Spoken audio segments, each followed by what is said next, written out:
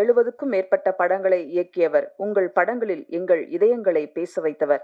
பிரம்மாண்ட இயக்குனர் முதல் பெயர் பெற்ற பிரம்மாக்களை தமிழ் சினிமாவிற்கு கொடுத்தீர்கள். இதையெல்லாம் விட தமிழகத்தை இயக்க ஒரு தலைவனை தயாரித்து கொடுத்தவர் நீங்கள். கூரன் படத்தை தாங்கி நிறுத்திய தனி மனிதர். இளைஞரோடு இளைஞராக மதிப்பிற்குரிய இயக்குனர் திரு S.A. சந்திரசேகர் அவர்களை பேச அழைக்கிறோம்.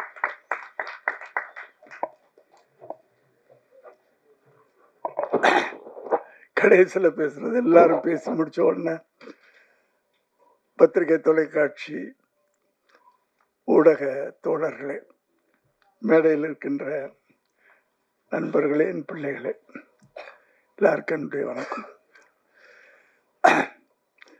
ஜென்ரலாகவே நம்ம ஒவ்வொரு உங்களுக்கு கேட்டு கேட்டு புளிச்சு போயிருக்கோம் ஒரு டயலாக். சினிமா விழாக்களில் போனேன், வித்தியாசமான படம், இதுவரைக்கும் நீங்கள் பார்க்காத படம். இந்த வார்த்தையை எல்லாருமே சொல்லி நீங்கள் கேள்விப்பட்டிருப்பீங்க.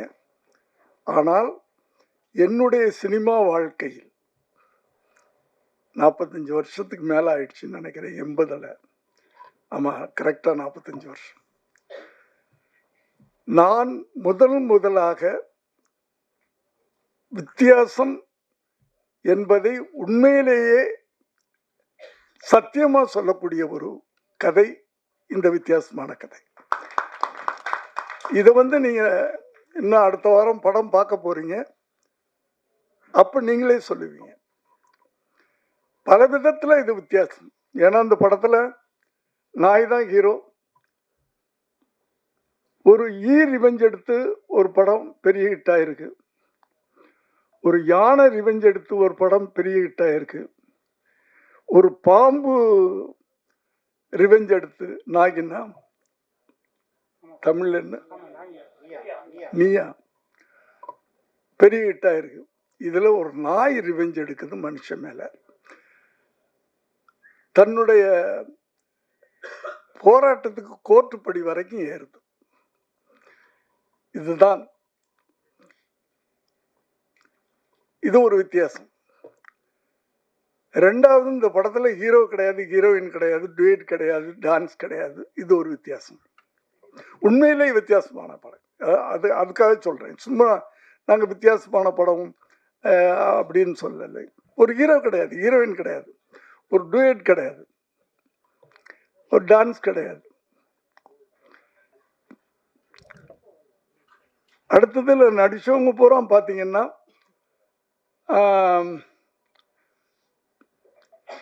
நாய். நான் ஒரு 80 வயசு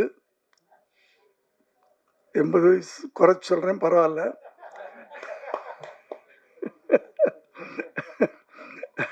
எண்பத்தஞ்சுன்னு சொல்லிக்கலாம், எப்படின்னாலும் சொல்லலாம். கடவுள் இன்னும் என்ன கொண்டாந்து இங்கே நிறுத்தி வச்சிருக்கிறாரு, அவருக்கு நன்றி. ஒய்ஜி மகேந்திரன் என் வயசு தான்.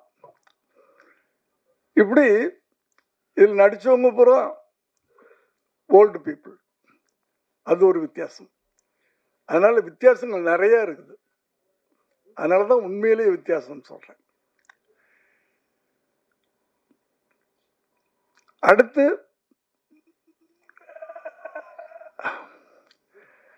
என்னை பற்றி எல்லாரும் பேசுனாங்க. அது எனக்கு கடவுள் கொடுத்த ஒரு கிஃப்ட்.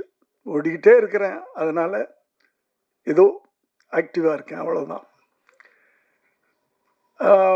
அடுத்தது, மனசு சந்தோஷமாக வச்சிருக்கிறேன் எப்போவுமே. எந்த எதையும் பாரத்தை தலையில் போட்டுக்கிறது இல்லை. கடைசி வரைக்கும் உழைச்சிக்கிட்டே இருக்கணும். அதுக்கு என் கூட இருக்கிறவங்களாம் எனக்கு ஹெல்ப் பண்ணிக்கிட்டு இருக்கிறாங்க. நான் ஆஃபீஸுக்குள்ளே நுழையும் போது எல்லாரும் இருக்கணும்னு ஆசைப்படுவேன். ஒன்றுமே வேலை இல்லைனாலும் அவங்களோட பேசிகிட்டு இருப்பேன், ஏதோ ஒன்று பண்ணிக்கிட்டு இருப்பேன். ஏன்னா வீட்டில் உட்காரக்கூடாதுன்னு நினைப்பேன். நான் உட்கார்ந்தா படுக்கணும்னு தோணும், படுத்தா எந்திரிக்க முடியாது. அப்புறம் அவ்வளோதான்,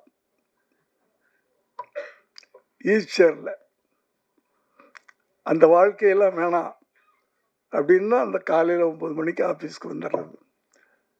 அப்படி அடுத்து ஒரு பெரிய வித்தியாசம் இந்த இன்னைக்கு ஃபங்க்ஷனில், எங்களுடைய படத்தில் சம்பந்தப்பட்டவங்க மட்டும்தான் மேடையில் இருக்கிறோம்.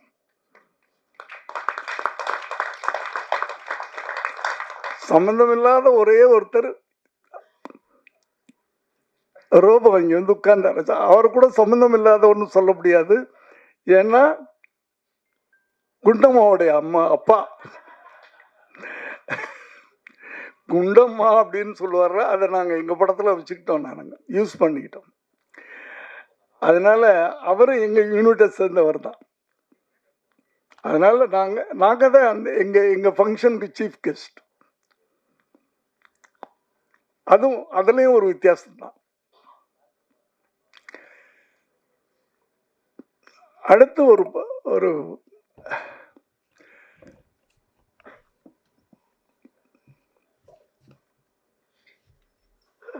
ஒரு என்ன சொல்றதுன்னு எனக்கு, என்ன எல்லாரும் எல்லாம் பேசிட்டாங்க, எனக்கு என்ன பேசுறதுன்னு தெரியல.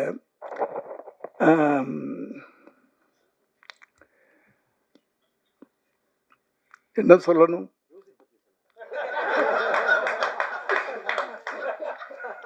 அதாவது ஜனவரி மாதம் குளிரில் நாங்கள் போனோம். அது அந்த அந்த அந்த எக்ஸ்பீரியன்ஸே ஒரு பெரிய எக்ஸ்பீரியன்ஸ். அது கொடைக்கானலில் நடுங்கிக்கிட்டே ஷூட்டிங் பண்ணோம். ஆனால் அந்த ஷூட்டிங் ஆரம்பித்த உடனே அந்த நடுக்கமெல்லாம் போயிடும். அவங்க சொன்ன மாதிரி ஜுரங்கிறலாம் அது எனக்கு ஜுரம் வந்தே இத்தனை வருஷத்தில் ஜுரம்னு வந்ததே கிடையாது. அங்கே ஏதோ வந்துருச்சு 102 டிகிரின்ட்டாங்க. ஆனால் எனக்கு தெரியும், நான் ஷூட்டிங் ஸ்பாட்டுக்கு போனால் ஜுரம் போயிடும்னு எனக்கு தெரியும். அந்த ஒரு நம்பிக்கை எனக்கு. ஒர்க்குக்கு போனேன்னா ஜுரம் போயிடும், அந்த தைரியத்தில் தான் அன்னைக்கு போனேன். சொன்ன மாதிரியே போனோடனே அன்னைக்குன்னு பார்த்து தண்ணியிலலாம் இறக்கி குளிக்க வச்சுட்டாங்க, ஃபால்ஸ்லாம். ஸோ ஜுரம் போயிடுச்சு. அதான் ஜுரம்ன்றது நம்ம நினைக்கிறது தானே, வியாதின்றது நம்ம நினைக்கிறது தானே. எனக்கு தலைவலிக்குதுன்னா தலைவலிக்குது, தலைவலி இல்லைன்னா தலைவலி இல்லை. அப்படி வாழ்க்கை நம்ம அவ்வளவு ஈஸியாக எடுத்துக்கிட்டோம்னா கடைசி வரைக்கும் நல்லா இருக்கலாம். அடுத்தது ஒரு படம் பண்ணுறோன்னா படத்தில் ஏதாவது நல்ல மெசேஜ் சொல்லணும்னு என்னுடைய முதல் படத்துலேருந்து ஆரம்பித்து இன்னைக்கு வரைக்கும் சொல்லிக்கிட்டு இருக்கேன். இந்த கதையை நான் கேட்டு அந்த ஒரு வார்த்தையை கேட்ட உடனே அந்த ஒரு கண்டென்ட் தான் சொன்னார், கதையாக சொல்லலை, கண்டென்ட். ஒரு டாக் கோர்ட்டுக்கு போகுது, எனக்கு புதுசாக இருந்துச்சு. நான் 70 படத்தில் 50 படம் மனுஷன் கோர்ட்டுக்கு போய் தான் எடுத்திருக்கிறேன். நாயோ பூனையோ கோர்ட்டுக்கு போய் எடுக்கல. அது எனக்கு புதுசாக பட்டுச்சு. எதுக்கு போகுது, என்ன விஷயம், அதில் தான் எமோஷன். ஒரு ஒரு ஒரு நல்ல படம் அது. பார்க்குறவங்களுக்கும் அதில் ஒரு எமோஷன் கிடைக்கும், கனெக்ட் ஆகும். ஏன்னா இந்த படத்தை பார்த்தவங்க கொஞ்சம் பேர் தான். அமீர் சார் பார்த்துருக்காரு, பார்த்திபன் சார் பார்த்துருக்காரு, விஜய் ஆண்டனி பார்த்துருக்காரு, இப்படி கொஞ்சம் பேர் தான் பார்த்துருக்காங்க. டெல்லியிலேருந்து வந்த மேனகா காந்தி பார்த்துருக்காங்க. அத்தனை பேரும் படம் முடிஞ்சு சீட்டை விட்டு எந்திரிக்கல, அழுதுட்டு உட்காந்துருந்தாங்க. நம்ம போய் என்ன அப்படின்னு கேட்ட பிறகு தான் எந்திரிச்சாங்க. அந்த ஒரு எமோஷனை அந்த கனெக்ட் பண்ணோம். நாங்கள் படம் பார்க்குறவங்களோட இந்த லைஃப்பை நாங்கள் கனெக்ட் பண்ணிட்டோம். அதுலேயே நாங்கள் வெற்றி அடைஞ்சோம். அப்படி படம்ன்றது அப்படி தான் இருக்கணும், நல்ல விஷயங்களை சொல்லணும். ஒரு ஒரு ஒரு டைரக்டரோ இப்போலாம் டைரக்டர் வேற,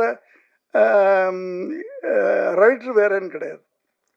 ஒரு 20 வருஷத்துக்கு முன்னாடி ஸ்ரீதர் கோபாலகிருஷ்ணன்லாம், KS கோபாலகிருஷ்ணன்லாம் வர்றதுக்கு முன்னாடி கதாசிரியர்னு ஒருத்தர் இருப்பார். அவர் கதை சொல்லுவார். உடனே ஜெமினி, ஏவிஎம் அவங்கள போகிறவங்க கதை இலாக்கான வச்சுருப்பாங்க. அந்த கதையில் உட்காந்து அவங்க டிஸ்கஸ் பண்ணுவாங்க. டைலாக் ரைட்டர்னு ஒருத்தர் தனியாக இருப்பார், டைரக்டர்னு ஒருத்தர் இருப்பார். இது ஒரு பீரியட். நான் அசிஸ்டன்ட் டைரக்டராக வந்த காலங்கள் அது 70களில்.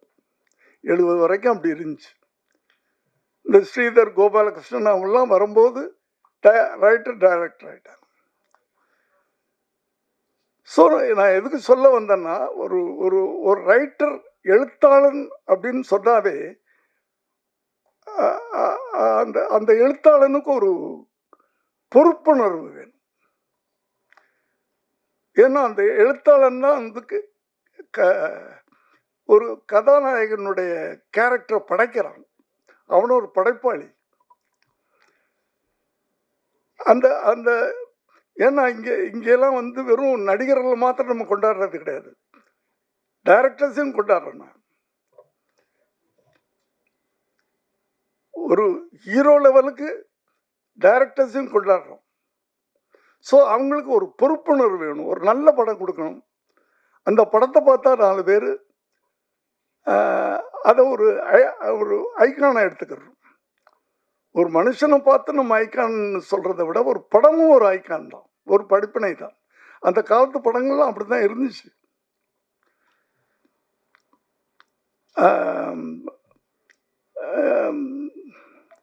இப்ப சில படங்கள்லாம் பார்க்கும்போது ரொம்ப கஷ்டமா இருக்கு, ரொம்ப கஷ்டமா இருக்கு. தனியா சொல்லணும். ஏன்னா ஒரு ஒரு எழுத்தாளன் படம் பார்க்கிறவனுக்கு ஒரு ஐக்கானா இருக்கணும், ஒரு முன்னோடியா இருக்கணும்.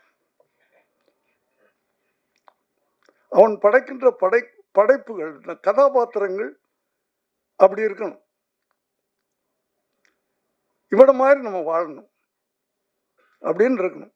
கத்தி எடுத்த தலை வெட்டு, கையை வெட்டு, இப்படியே விட்டு அப்படின்னு சொல்லிட்டு படம் பார்த்துட்டு வெளியே போனவன்னா அவனும் கத்தி எடுத்துட்டு கையை விட்டு காலை விட்டுக்கிட்டு இருந்தா இந்த இளைய சமுதாயம் என்ன ஆகிறது? அந்த பொறுப்புணர்வு, சினிமான்றது சாதாரண விஷயம் இல்லை. இப்போ இந்த படம் ஒரு கத்தி இல்லை,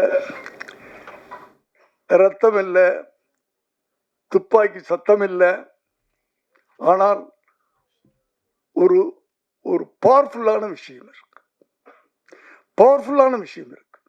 ஆனால் அந்த பவர்ஃபுல்லான விஷயத்தை நாங்கள் சீரியஸாக சொல்லலை. அதான் இதனுடைய வெற்றிக்கு அது ஒரு காரணமாக இருக்கும். ரொம்ப சீரியஸான விஷயத்த ரொம்ப சீரியஸாக சொன்னாலும் கஷ்டப்பட்டுருவீங்க. ரொம்ப யதார்த்தமாக அழகாக அப்படியே சிரிக்க வச்சுக்கிட்டே அப்படியே கொண்டு போகிறது, நல்ல விஷயங்களை சொல்லணும். ஒவ்வொரு படமும் ஒரு பாடமாக இருக்கணுன்றதான். ஆனால் இப்போ வர நல்ல படங்கள் பண்ணுறாங்க, அவங்களை நான் யாரையும் தப்புன்னு சொல்ல வரல. ஆனால் அவர்கள் அந்த படங்களை பார்த்து ஒரு ஷோல 100 பேர் படம் பார்க்குறாள், ஒருத்தனாவது அந்த படத்தை பார்த்து இவர் மாதிரி நம்ம இருக்கணும் அப்படின்னு நினைக்க வைக்கணும். அந்த காலத்து படங்கள் அப்படிதான் இருந்துச்சு. இது ஒரு நான் வயலண்ட் படம், நான் வயலண்டா ஆனால் பவர்ஃபுல்லான படம்.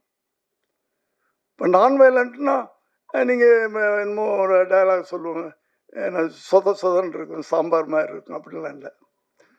இப்போ நான் வயலண்ட்டில் தானே நம்ம சுதந்திரமே வாங்கணும்.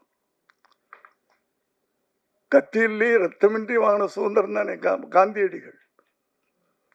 அவருடைய மௌனம் தானே வெள்ளையனை வரட்டி அடிச்சுது. அவருடைய அதுக்கு பேர் என்ன, அஹிம்சை, அதுதானே வெள்ளையனை வரட்டி அடிச்சுது. கத்தி எடுத்துட்டு நிக்கலையே. காந்தியடிகள் சொல்லியிருந்தாருன்னா அத்தனை பேரும் எடுத்திருப்பான்ல, அடிச்சு துரத்தி இருக்கலாம்ல. நம்ம அது செய்யலையே அவரு. அதனால அந்த மௌனம் எவ்வளவு பெரிய ஆயுதம், எவ்வளவு பவர்ஃபுல்லான ஆயுதம். பயந்து ஓடி போயிட்டான்ல, தலைதறிக்க ஓடிட்டான்ல. அப்படி நான் வயலன்ஸ் சொல்றது கூட பவர்ஃபுல்லான இருக்கும். இது நான் வயலன்ஸ் படம், ஆனா பவர்ஃபுல்லான படம். அப்படி ஒவ்வொரு எழுத்தாளர்களும் இளைய சமுதாயங்களுக்கு ஒரு முன்னோடிகளாக இருக்கணும் அப்படின்றது ஒரு வயசான ஒரு எழுத்தாளனா நான் ஆசைப்படுறேன். ஒரு காலத்துல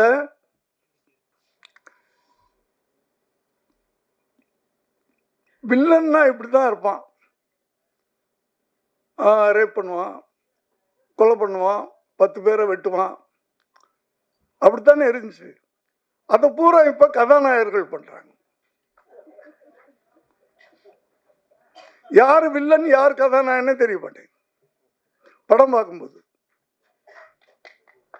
இல்லை, நான் உண்மையிலே நீங்க யாரும் தப்பா எடுத்துக்காதீங்க, தப்பா எழுதிடாதீங்க. என்னுடைய உணர்வுகளை நான் சொல்றேன். என் வயசுக்கு நான் சொல்லலாம்.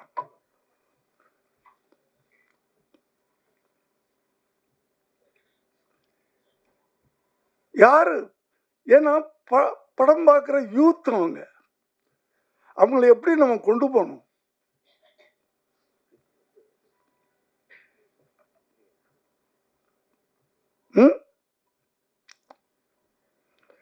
அம்மாவும் புள்ள வெட்டுறான்,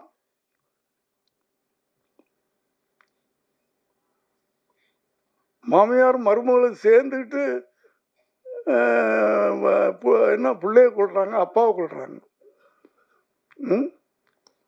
இப்படியெல்லாம் நடந்துகிட்டு இருக்கிற ஒரு சமுதாயத்தை நம்ம கரெக்ட் பண்ணணும்னா சினிமா ஒரு ஒரு அறிஞர்டா சொல்லுவார், சினிமா மாதிரி ஒரு பயங்கரமான ஆயுதம் வேற எதுவும் இல்லை.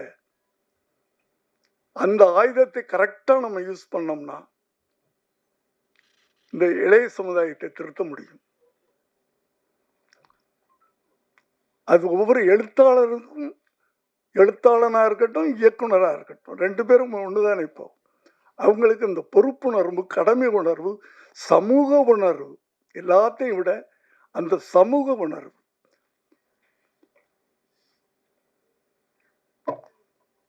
அப்படியாப்பட்ட ஒரு நல்ல படத்தை எடுத்திருக்கிறோம். நான் ரொம்ப அனுபவிச்சு கடந்த 10 வருஷமா நான் ஒரு நடிகனாகி இந்த 10 வருஷத்துல 4 படம் நடிச்சிட்டேன். ஆனால் ஒரு திருப்திகரமாக எனக்கு அமைஞ்ச படம் இந்த படம். ரொம்ப அனுபவிச்சு நான் பண்ணியிருக்கேன். எல்லாரும் ஹெல்ப் பண்ணியிருக்காங்க, நான் தனித்தனியா சொல்ல விரும்பல. அதுலயும் நான் தைரியமா சொல்லுவேன், 2 மணி நேரம் படம். அந்த 2 மணி நேரம் உங்களை ரொம்ப அழகா நாங்க உட்கார வச்சிருப்போம். முதல்ல 3 மணி நேரத்துக்கு படம் எடுத்து கொடுத்துட்டார் அவரு. அத மாருதி சார் 2.5 மணி நேரம் படமாக்குனாரு. சரி, அவ்வளோதான், இதுக்கு மேல குறைக்க வேணாம் அப்படின்னு அவர் பிடிவாதமா இருக்கிறாரு. லெனின் சார் படம் பார்த்தாரு. அவர் சூப்பர்வைசர் தான் இந்த எல்லாமே நடந்துக்கிட்டு. லெனின் சார் படம் பார்த்தாரு எங்களோட. ஒரு 2 நாள் எனக்கு டைம் கொடுங்கன்னு சொன்னார். 2 நாள் கழிச்சு போய் பார்த்தோம். 10 சீனை காணோம் படத்தில். அவர் டைரக்டர், சார் அந்த சீனும் தூக்கிட்டார் சார், இந்த சீனும் தூக்கிட்டார் சார், இந்த சீனும் தூக்கிட்டார் சார், சார் போச்சு சார் அப்படின்றாரு. அதாவது 2:20க்கு இவர் கொடுத்தார், 2 மணி நேரம் 20 நிமிஷத்துக்கு இவர் பண்ணிட்டாரு. அவர் 10 சீனை தூக்கி 20 நிமிஷத்தை தூக்கி 2 மணி நேரம் ஆக்கிட்டார்.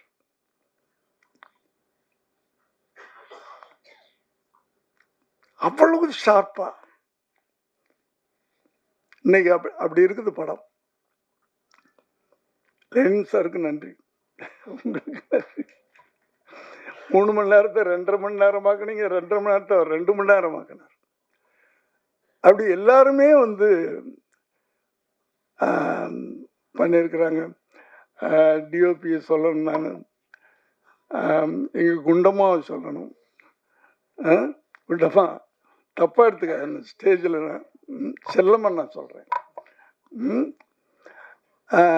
ரொம்ப எல்லாருமே ஒரு குடும்பம். எல்லாருமே பேசுனதே, இங்கே டைரக்டர் யார், ப்ரொடியூசர் யார், அதெல்லாம் கிடையாது. நான் எல்லாரையும் போட வாடான்னு சொல்லுவேன். அது பாசத்தில் பிள்ளைங்களை சொல்கிற மாதிரி நான் சொல்லுவேன். ஒரு குடும்பம் மாதிரி இருந்து ஒரு படத்தை எடுத்திருக்கிறோம். எல்லாரும் உழைச்சிருக்கிறோம். இந்த படம் வெற்றி அடைஞ்சா, பெரிய சூப்பர் ஹீரோலாம் நடிக்கல, இதில் நடித்த ஒரே சூப்பர் ஸ்டார் அதுதான். பைரவா தான். நாங்கள்லாம் துணை துணை நடிகர்கள், உதிரிப்பூக்கள். நாங்கள்லாம் ஒரு ஃபுல் மாலை எதுன்னா அதுதான் போடணும். இந்த உதிரிப்பூக்களையெல்லாம் சேர்ந்து பண்ணியிருக்காங்க. எல்லா சேர்ந்து உதவி இயக்குனர்கள் அத்தனை பேரையும் நான் வந்து ரொம்ப ஏன்னா நான் வந்து 7 மணிக்கெலாம் போய் நின்றுவேன் ஷூட்டிங் ஸ்பாட்டில். அதுவே எல்லாரும் கடுப்பாக இருக்கும் பசங்களுக்கெல்லாம். என்னடா இந்த மனுஷன் தூங்க மாட்டேன்றான், வந்து நின்றுறான், நம்மளையும் தூங்க விட மாட்டேன்றான் அப்படின்லாம் இந்த படம் பண்ணியிருக்கிறோம். இந்த படத்தினுடைய வெற்றி ஒரு புது இயக்குனரை கொடுக்கும். புது இயக்குனர்னா ஒரு இன்னும் புது புது ஐடியா வச்சிருக்காரு. அந்த புது புது ஐடியாக்கள்ல படம் வரும். ஒரு ஒரு சாதாரண ஒரு இளைஞன் ஒரு கஷ்டப்பட்டு ஒரு படம் ப்ரொடியூசர் ஆயிருக்கான். அவன் ஒரு அடுத்த படம் எடுக்க முடியும். இந்த படத்தின் வெற்றி. ஆகவே நீங்கள்லாம் நிறைய சூப்பர் ஸ்டார்கள் நடித்த படங்களையெல்லாம் பார்த்துருப்பீங்க. இது வந்து இந்த சூப்பர் ஸ்டார் நடிச்சிருக்க படம். நாங்கள்லாம் சேர்ந்து ஒரு நல்ல திரும்ப திரும்ப சொல்கிறேன், ஒரு நல்ல படம் அடுத்த வாரம் நீங்கள் பார்க்க போகிறீங்க. உங்களுடைய என்கரேஜ்மெண்ட்ஸில் அந்த டைரக்டர் பெரிய டைரக்டராக வரணும், இந்த ப்ரொடியூசர் பெரிய ப்ரொடியூசராக வரணும். இந்த மியூசிக் இதில் இந்த படத்தை வந்து 2 இடங்கள்ல 2 கட்டங்களில், எடிட்டிங்க்கு முன்னாடி, எடிட்டிங்க்கு பிறகு, பிஃபோர் எடிட்டிங் ஆஃப்டர் எடிட்டிங் ஒரு உருமாறுச்சு படம். அதே மாதிரி பிஃபோர் ரீ ரெக்கார்டிங் ஆஃப்டர் ரீ ரெக்கார்டிங் பேக்ரவுண்ட் மியூசிக். அதாவது ஒரு நாயுடைய ஃபீலிங்ஸ், அதனுடைய எமோஷன், நாய் ஃபீல் பண்ணுது அப்படின்றத மியூசிக்ல சொல்றாரு. நாய் சந்தோஷமா இருக்குது அப்படின்றத மியூசிக்ல சொல்றாரு. நாய் ரிவெஞ்ச் எடுக்குது மியூசிக்ல சொல்றாரு. ஸோ இந்த படம் வந்து நிச்சயமா வெற்றி அடையும். அது நம்பிக்கை தான். என் வாழ்க்கையில் நம்பிக்கையில தான் நான் ஓடிக்கிட்டு இருக்கேன், நம்பிக்கையில தான் நடந்துகிட்டு இருக்கேன். இந்த படத்துக்கு பிறகு கூரனுக்கு பிறகு விபின், கூரனுக்கு முன்பு விபின். நிச்சயமா எனக்கு நல்ல பேர் கிடைக்கும், நிச்சயமா பேர் கிடைக்கும். இதில் நடிச்ச அத்தனை பேருக்கும் பேர் கிடைக்கும். காரணம் ஒரு வித்தியாசமான கதைக்களம். அந்த வித்தியாசமான கதைக்களம் இப்ப ஒரு நடிகனை உருவாக்குறோம். எப்படி உருவாக்குறது? இது நான் வந்து எங்க கதையை விட்டுட்டு போறேன். பரவாயில்ல. இப்போ விஜயகாந்தோடு நான் நிறைய படம் பண்ணியிருக்கிறேன். நீங்க முதல் படத்துல இருந்து பார்த்துருக்கலாம். சட்டம் ஒரு இருட்டறை. நானும் விஜயகாந்தும். நான் புதுமுகம், அவரும் ஏறக்குறைய ஒரு படம் நடிச்சவர். டெக்னீஷியன், பெரிய டெக்னீஷியன் போடலாம், மற்றவங்களாம் அப்படித்தான் பண்றாங்க. ஒரு பெரிய கேமராமேன், ஒரு பெரிய மியூசிக் டைரக்டர், இதெல்லாம் போட்டு படம் எடுக்கலாம். பட் என்னென்ன அவுட்புட் வரும்போது படம் சக்சஸ் ஆகும். ஆனால் அந்த ஹீரோனால படம் ஓடிச்சா? இல்லைப்பா, அந்த ஒளிப்பதிவாளர்னால ஓடிச்சு, இந்த மியூசிக் டைரக்டர்னால ஓடிச்சு அப்படின்னு சொன்னாவே அந்த ஹீரோவுக்கு வேல்யூ இல்லைன்னு நினைக்கிறேன் நான். ஸோ விஜயகாந்த் படம், நான் பண்ண படங்கள்லாம் பார்த்தீங்கன்னா புது கேமராமேன், புது எடிட்டர், புது டைரக்டர், நான் புது டைரக்டர், இப்படி தான் இருக்கும். அப்போ தான் அந்த வெற்றி முழுக்க அந்த ஹீரோ தலையில் போய் உட்காரும். அப்போ தான் அந்த ஹீரோ வந்து ஒரு தலைவனாக முடியும் பின்னாடி. அந்த வெற்றி முழுக்க அந்த ஹீரோ மேலே உட்காரணும். அப்போ தான் அந்த ஒரு ஹீரோவை நம்ம மோல்டு பண்ணுறதுன்றது ஒன்று இருக்குல்ல. ஒரு பெரிய இயக்குனருடைய இயக்கத்தில் ஒரு ஹீரோ நடித்து அந்த படம் ஓடுது அப்படின்னா அடுத்த படம் என்ன ஆகும், அந்த ஹீரோ நடிக்கிற படம் அந்த எக்ஸ்பெக்டேஷனுக்கு பார்ப்பாங்க. இல்லைன்னா அவ்வளவுதான் வரும். இதுக்கு பல உதாரணங்கள் இருக்கு. நான் பேரெல்லாம் சொல்ல விரும்பல. அதே மாதிரிதான் நான் என் மகனை கூட நான் ப்ரமோட் பண்ணது. ஏன்னா நான் அவரை அறிமுகப்படுத்தும் போது 92ல நான் பீக்கில் இருக்கிறேன். இந்தி படங்கள் அது இது பண்ணிக்கிட்டு நல்ல இன்கம்லாம் அப்படி வந்துக்கிட்டு இருக்கு. பெரிய மியூசிக் டைரக்டர் போட்டிருக்கலாம், பெரிய கேமராமேனை போட்டிருக்கலாம், புது கேமராமேன் நாளை தீர்ப்புல ஒரு லேடி, ஒரு புது மியூசிக் டைரக்டர். ஏன்னா அந்த படம் வெற்றி அடைஞ்சால் அது அந்த முழுக்க ஹீரோ மேல போகணும். இப்படித்தான் நீங்க முதல்ல ஒரு 10 படம் நீங்க விஜயோடைய படம் பார்த்தீங்கன்னா தெரியும், பெரிய டெக்னீஷியன்ஸே இருக்க மாட்டாங்க. இதான் ப்ரமோஷன், ஹீரோவை ப்ரமோட் பண்றது.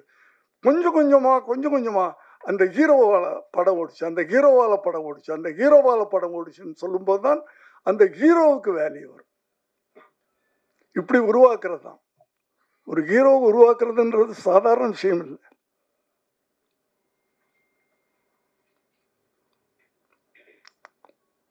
அத போல எதுக்கு சொல்ல வந்தேன் அப்படின்னு சொன்னால், இந்த கதை எங்களை உருவாக்கி இருக்கிறது. இப்போ ஹீரோக்குள்ள இந்த படம் ஓடின பிறகு நான் தைரியமா சொல்லலாம், இந்த கதை என்னை உருவாக்கி இருக்கு, இந்த கதை அந்த டைரக்டரை உருவாக்கி இருக்கு, இந்த கதை மியூசிக் டைரக்டரை உருவாக்கி இருக்கு.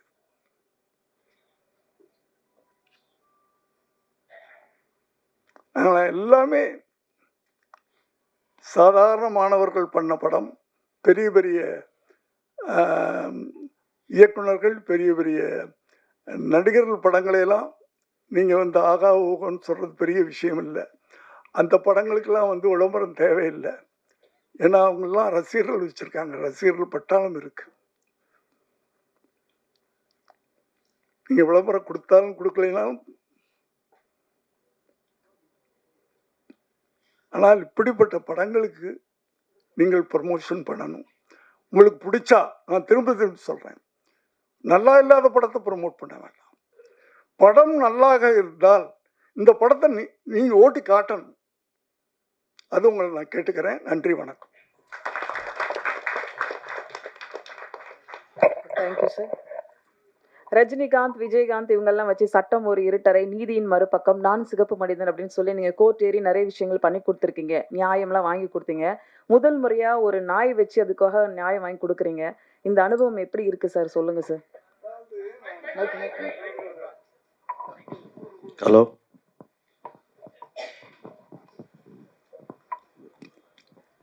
நான் தான் சொன்னேன்ல, 72 படத்தில் ஒரு 50 படம் கோர்ட்டில் ஏறி இருக்கேன். இந்த கோர்ட்டில் ஏறி பல பேருக்கு தண்டனை வாங்கி கொடுத்துருக்கிறேன். தவறு செய்தவர்களுக்கு, தவறு செஞ்சவங்களுக்கு இது வரைக்கும் பல பேருக்கு தண்டனை வாங்கி கொடுத்துருக்கேன். முதல் முறையா ஒரு நாய்க்கு நியாயம் வாங்கி கொடுத்துருக்கிறேன் கூரன் படத்தில். போராடி நியாயம் வாங்கி கொடுத்துருக்கிறேன். ஏன்னா அது தப்பு பண்ணல, அது நியாயம். அதுக்கு வாயில்லை, வாயில்லாத ஒரு ஜீவனுக்கு நான் வாயாக இருந்து அதுக்கு நியாயம் வாங்கி கொடுத்துருக்கேன். தேங்க்யூ சார், நன்றி சார். போதுமா? போதும் சார், தேங்க்யூ. வேற ஏதாவது நீங்க சொல்லணும்னா பேசுங்க சார்.